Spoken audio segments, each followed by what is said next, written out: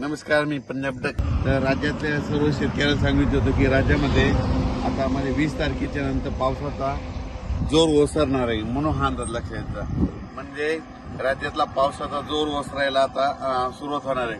पण राज्यातल्या सर्व शेतकऱ्यांना सांगितलं होतं काही काही भागामध्ये इतका पाऊस पडला तिथं वापसा नाही, काही काही भागामध्ये पाऊस कमी पडला आणि काही भागामध्ये म्हणजे इतका जास्त झाला की तिथं आणखीन एक महिना झालं पेरणी सुद्धा करता येत नाही.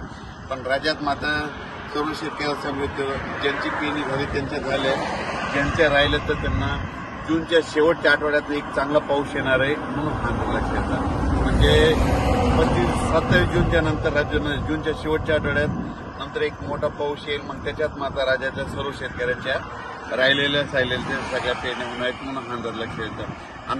आता जे पाऊस पडला ज्यांच्या झालं त्यांचं झालं, ज्यांचे कापूस लागवड झालं. पण आता 2 दिवसाच्या नंतर म्हणजे आणखी 20 तारखेनंतर पावसाचा राज्यातला जोर ओसरणार आहे. म्हणजे पाऊस कमी पडणार आहे. तसा पाऊस थोडा चालूच राहणार आहे. स्थानिक वातावरण तयार होऊन पाऊस राहील. पण राज्यात असा जी इतका मोठा पाऊस पडत होता त्याचा पाऊस आता कमी होणार आहे, म्हणून हा अंदाज लक्षात येतो.